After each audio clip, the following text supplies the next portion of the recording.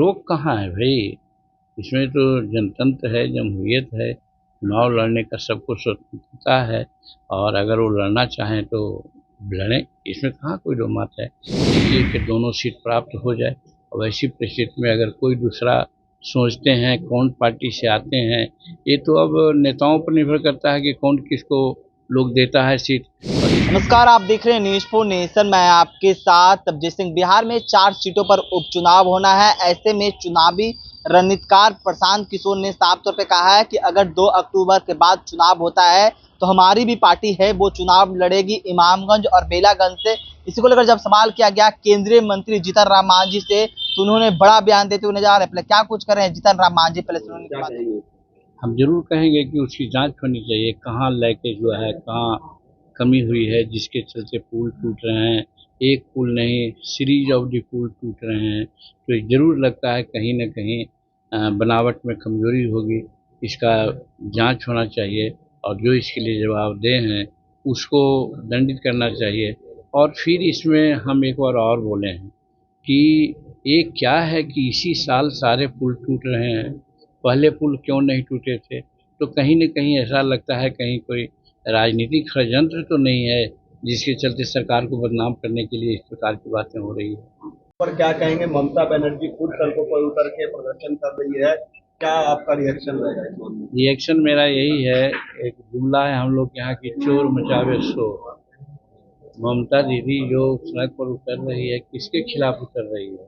उन्हीं के कार्यकर्ता लोग ने ही ऐसी घटना का अंजाम दिया है जैसा हमको पता है। उनको घटना घटाने वाले लोगों को चिन्हित कर करके सीवियर कार्रवाई करना चाहिए। ऐसी कार्रवाई करना चाहिए कि फिर कोई दूसरा नाम न ले और उल्टे अब वो सड़क पर उतर करके वो क्या कहना चाहते हैं। जिस प्रकार की घटना घटी वो शर्मनाक है। देश में हम समझते हैं इस प्रकार की प्रिय घटना बहुत कम होती है। तो हमारी पार्टी, अगर विधानसभा का चुनाव 2 अक्टूबर के बाद होता है तो हमारी पार्टी वहाँ 2 कैंडिडेट देगी, बेलागंज और इमामगंज की बात की है। करें, इसमें रोक कहाँ है भाई।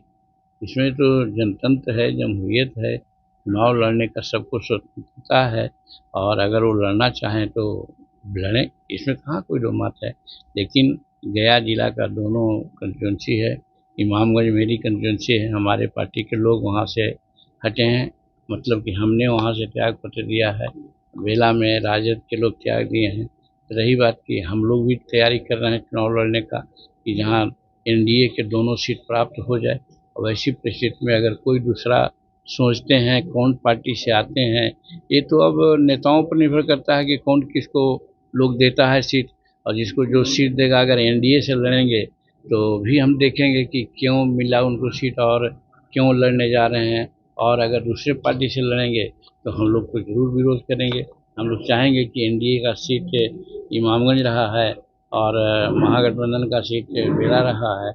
आज के परिस्थिति में जो नीतीश कुमार यहाँ अच्छा काम कर रहे हैं, जिसका असर समाज में दिख रहा है, तो वैसी परिस्थिति में दोनों सीट एनडीए को मिले। तो आपने सुना केंद्रीय मंत्री जीतन राम मांझी किस तरह से प्रशांत किशोर को लेकर कहते हुए नजर आ रहे हैं कि बिहार में 1 दर्जन पार्टियां हैं, सभी लोग चुनाव लड़ते हैं, वो भी चुनाव लड़ेंगे, इससे कुछ नहीं होने वाला है। और वहीं जिस तरह से बिहार में लगातार पुल गिर रहे हैं, इसको लेकर भी क्या कुछ कहा जीतन राम मांझी ने, आपने सुना। तमाम खबर न्यूज़ के साथ।